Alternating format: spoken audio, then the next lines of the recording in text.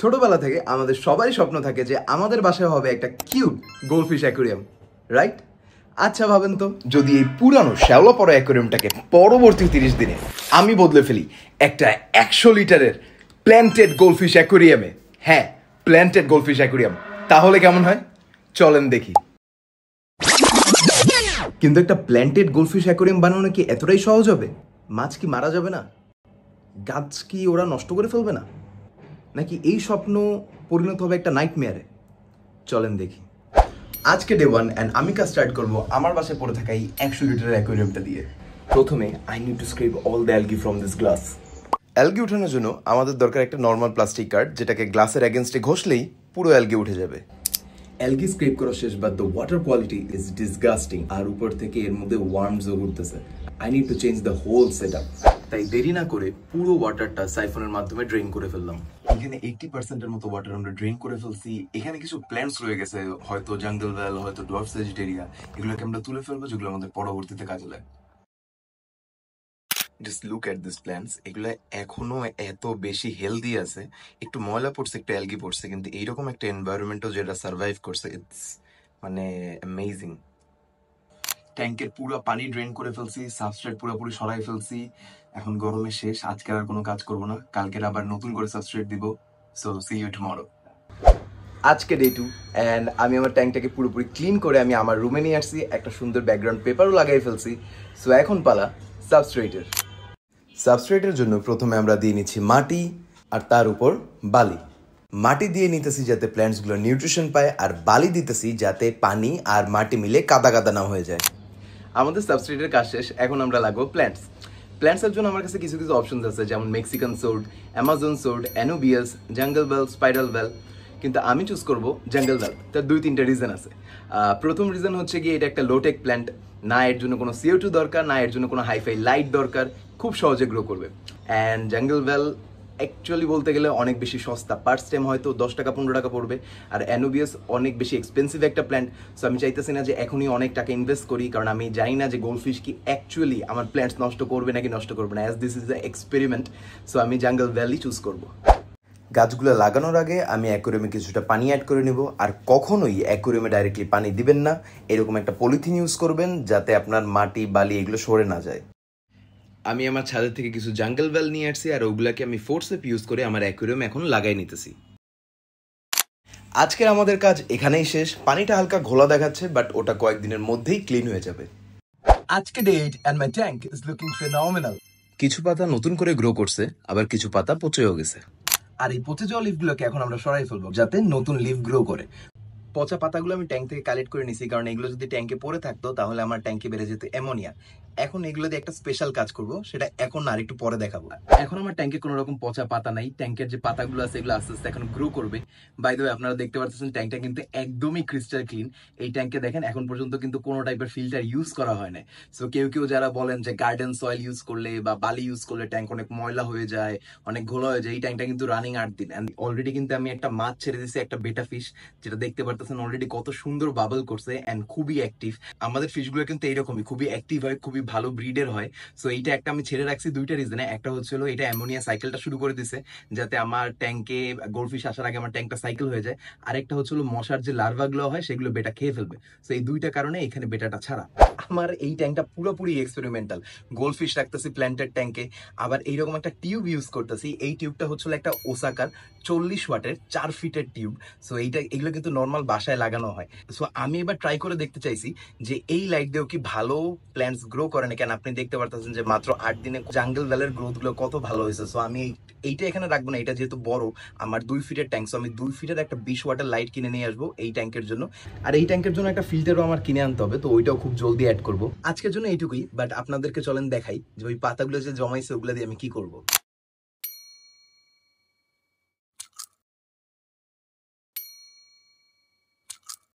এদেরকে যে দেখলেন এরা হচ্ছে কি আমার red eared slider turtle, crayon and canvas. ওদের সেটআপ নিয়েও খুব জলদি একটা ভিডিও বানাবো। আর মিনওয়াইল আমি খুঁজবো কিছু ডেকোরেটিভ পাথর আর গোল্ডফিশ। আজকে ডে 18 এন্ড সবকিছু ফাকড আপ। যা যা খারাপ হওয়া সম্ভব সবই আমার সাথে হয়েছে। একটা একটা করে বলি। প্রথমে খুঁজতে গেছি গোল্ডফিশ, যারেই নক দেই যে ভাই অরেন্ডা গোল্ডফিশ আছে, সবার অ্যান্সার হচ্ছে গিয়ে না না না না। নাই ভাই।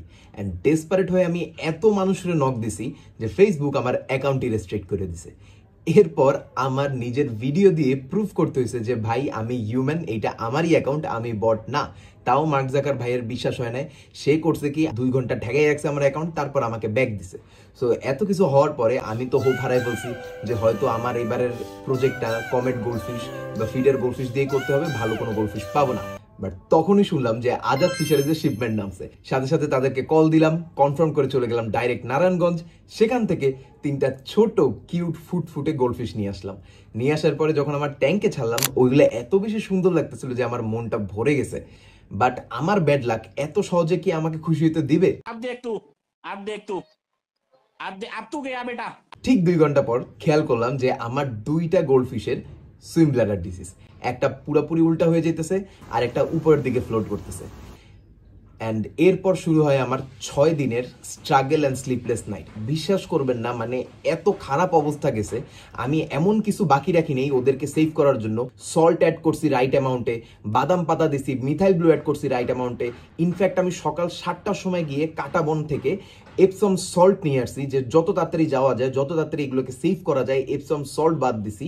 বাট তাও এদের দুজনকে বাঁচানো সম্ভব হয় নাই। তো এই 2টা ফিশের ডেথ দেখার পরে আমি একদম পুরোপুরি ভেঙে পড়ছি। অ্যান্ড আমি কখনো ভাবিনি যে এই প্রজেক্টটাতে এত বাজে কিছু দেখতে হবে। বাট এত কিছুর মধ্যে একটা কাজ আমি ভালো করছিলাম, যে প্রথম যে ফিশটা ফ্লোট করে সেই জিনিসটার কথা আমি ওনাদেরকে আগেই ইনফর্ম করে রাখছি যে এই ফিশটা কিন্তু শিওর মারা যাবে। তো তারা বলছে যে সমস্যা নেই ভাই, আপনি রাখেন। তো এই ফিশটা মারা যাওয়ার বদলে তারা আমাকে রিফান্ড করে দিবে বা অন্য কোনো একটা ফিশ দিবে। তো তাদেরকে আমি যখন ইনফর্ম করি তখন বললে যে ভাই এই মুহূর্তে তো রিফান্ড করা পসিবল না, অ্যান্ড আমরা ইউজুয়ালি ফিশ গেলে পরে রিফান্ড করিও না। তো তারা বলছে যে আমি আপনাদেরকে একটা ব্ল্যাক ফিশ পাঠাইতে, যেটা আপনারা এখানে দেখতে পারতেছেন, একটা ব্ল্যাক অরেন্ডা। আর ওই ছোট ফিশটা কিন্তু এখনো সেফ আছে, কোনো রকম কোনো প্রবলেম হয় না, দেখতে পারতেছেন। এখন কিন্তু ব্ল্যাক ফিশটা আসছে আমাদের এখানে 2 দিন হয়েছে, আর ওই ফিশটা তো শুরু থেকেই আছে। সো এখন ওয়েট করি, দেখি সামনে কি হয়। আদৌ কি আমি এই প্রজেক্টটা শেষ করতে পারবো, নাকি এই ট্যাঙ্কটা আবার শ্যাওলা পরে একটা কোনো কোনায় পড়ে থাকবে আমার ঘরে, জানি না। আজকে ডে 25 এন্ড ভাই আমি মাফ চাই, এই স্কেপ আমার পক্ষে সম্ভব না। সম্ভব না বলতে 30 দিনে সম্ভব না। এই স্কেপ তো আমি শেষ করেই ছাড়বো, কারণ অসম্ভব সম্ভব করাই অনন্ত। এতগুলো ইনসিডেন্ট হয়েছে, বাট কোনোটাই আমাকে গোল্ডফিশ খোঁজা থেকে থামাইতে পারে নাই। ঢাকার সব বদনাম গলি খুঁজে আমি বের করছি 2 পেয়ার কিউট অরেন্ডা গোল্ডফিশ। এক পেয়ার আমি আনছি নারিন্দা থেকে, আরেক পেয়ার আমি আনছি মগবাজার থেকে। আর আগের যে ব্ল্যাক গোল্ডফিশটা ছিল সেটা ওদের সাথে কালারে স্যুট করতেছিল না, তাই ওই গোল্ডফিশটা আমি আমার একটা ফ্রেন্ডকে গিফট করে দিছি। এখন আসি ট্যাঙ্কের আপডেটে। গোল্ডফিশ এখন পর্যন্ত কোনো রকম মাটি, বালি বা প্ল্যান্টস কিছুই নষ্ট করে নাই। সো এই মিশনটা অনেকটাই সাকসেসফুল। বাট কিছু প্ল্যান্টসের উপরের পোর্শন ওরা নুডলস মনে করে লুকায় লুকায় খায় ফেলছে। সো ওইটা কোনো টেনশনের বিষয় না, এই প্ল্যান্টসগুলো খুবই ভালো মতো গ্রো করতেছে। সো ইন নো টাইম তারা সবগুলো বড় হয়ে যাবে।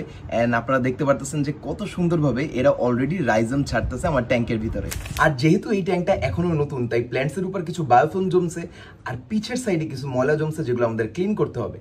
সো এখন আসি যে জিনিসগুলো আমাদের চেঞ্জ করতে হবে। প্রথম, পিছে যে আমি ব্যাকগ্রাউন্ড পেপারটা লাগিয়েছিলাম, আমি চালাকামি করে টাকা বাঁচাইতে গিয়ে একটা ক্যালেন্ডারের টাইপ পেপার দিছি, যেটা অলরেডি নষ্ট, খুবই খয়রাতি লাগতেছে। So I need to buy a vinyl background. পরে হচ্ছিল যে পাথরগুলো, এগুলো খুবই খালি লাগতেছে, সো আমার পাথরও অ্যাড করা লাগবে। আর সিলেকশন বালিটা এখানে মানাইতেছে না, সো আমি চাইতেছি যে কিছু হোয়াইট স্যান্ড দিতে। অ্যান্ড এত জিনিস একই জায়গায় কোথায় পাওয়া যেতে পারে, আসেন আপনাদেরকে দেখাই। এইসব জিনিস কিনতে আমি এসে পড়ছি ডক্টর অ্যাকোয়াতে, অ্যান্ড সব কিছু কিনে আমি এসে পড়ছি আমার বাসায়। আজকে ডে 26, অ্যান্ড আজকে আমি করব পুরো ট্যাঙ্কের রিস্কেপিং। একটা সাইফনের মাধ্যমে পুরো ট্যাঙ্কের পানিটা ড্রেন করে নিলাম। সেফলি মাছগুলোকে নেট দিয়ে তুলে একটা বালতিতে রাখলাম এয়ার পাম্প দিয়ে। ট্যাঙ্কটা সরিয়ে তার উপর লাগিয়ে ফেললাম ভিনাইল ব্যাকগ্রাউন্ড পেপার। অ্যান্ড এখন ট্যাঙ্কটা ফাইনালি জাতের লাগতেছে। অ্যাকুয়ারিয়ামে আবার পানি রিফিল করে পাথরগুলো সুন্দর মতো বসায় দিলাম, আর পাথরের সাথে অ্যাটাচ করছি ছোট ছোট অ্যানোবিয়াস ন্যানা। আজকের মতো কাজ শেষ। মা আসার আগে সবকিছু গুছাইতে হবে, নাহলে কপালে শনি আছে। আজকে ডে 40, অ্যান্ড ফাইনালি আমরা এই ভিডিওটা এন্ড করতে যাচ্ছি। অনেক আপস অ্যান্ড ডাউনস দেখছি এই একটা ট্যাঙ্ক বানানোর জন্য। আমার মনে হয় প্রায় 13-14 হাজার টাকা খরচ গেছে খালি এই ট্যাঙ্কটা বানানোর জন্য, অ্যান্ড এর মধ্যে প্রায় 6 থেকে 7 হাজার টাকার মাছ মারাই গেছে।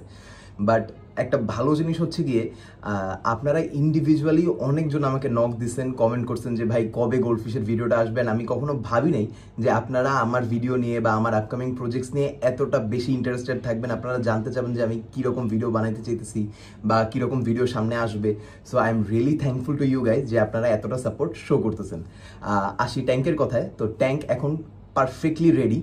ছোট একটা জিনিস যেটা প্রবলেম সেটা হচ্ছে গিয়ে জাঙ্গল ভ্যালগুলো এখনো এত বেশি ডেন্স হয়ে গ্রো করে নাই, মানে পুরো ট্যাঙ্কে ভরে যায় না। আর আরেকটা হচ্ছে কি জাঙ্গল ভ্যালের যেটা আমি বলছিলাম যে টপ কিছু কেটে ফেলছে, ওইটা আস্তে আস্তে গ্রো করবে, এখনো ফুললি গ্রো করে নাই। অ্যান্ড যদি গোল্ডফিশের কথায় আসি, গোল্ডফিশগুলো খুবই হেলদি আছে, কোনো গোল্ডফিশের কোনো প্রবলেম নাই। এখানে যে গোল্ডফিশগুলো আছে এর মধ্যে আছে হলো একটা ট্রাই কালার অরেন্ডা আছে, একটা বাই কালার অরেন্ডা আছে, একটা রেড হেড অরেন্ডা আছে, একটা পিওর অরেন্ডা আছে। সো আমি চাই যে এদের কিছু নাম দেওয়া হোক, বাট নামগুলো আমি দিব না। আমি চাই এদের নামগুলো আপনারা ডিসাইড করেন অ্যান্ড আপনারা কমেন্টে জানাবেন যে এদের কি নাম দেওয়া যায়। আমার ট্যাঙ্কটা কিন্তু এখন একদমই ক্রিস্টাল ক্লিন অ্যান্ড এইটার ক্রেডিট যায় পুরোপুরি আমার ফিল্টারকে। আমি এখানে একটা hang on back filter use করতেছি, যেটার মধ্যে অলরেডি একটা স্কিমার অলসো বিল্ড ইন করা আছে। এটা হচ্ছে RS এর 4000 ফিল্টার। অনেকজনের RS এর ফিল্টার নিয়ে অনেক রকম মন্তব্য থাকে, যেটা যেহেতু কম দামি হয়তো এটা ভালো না, বাট দ্যাটস নট রাইট। আমার মতে এইটা one of the best filter.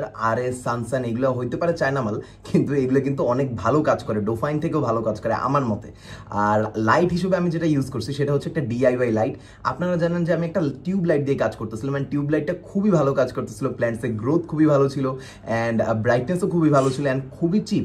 মানে 4 ফিটের টিউব লাইট মাত্র হচ্ছিল 450 টাকার মতো বা 500 টাকার মতো পড়বে আপনার। কিন্তু এইটার একমাত্র যে ঝামেলাটা আমার মনে হয়েছে, যেটা আমার পার্সোনালি পছন্দ না, সেটা হচ্ছিল একটা ইয়েলোইশ টিন্ট, মানে হালকা হলুদ কালারের রং বানায়, যেটা আমার পার্সোনালি পছন্দ না। ওইটার থেকে আমি চাই যে আমার ট্যাঙ্কটা একটু ব্লুইশ থাকুক, যে কারণে আমার এই DIY লাইটটা ইউজ করা। এটার তেমন কিছু না, এটার মধ্যে হচ্ছিল অ্যালুমিনিয়াম ফ্রেম আগেরটার মতোই, সাথে মেগা স্ট্রিপ আর হচ্ছে ব্লু স্ট্রিপ লাগানো।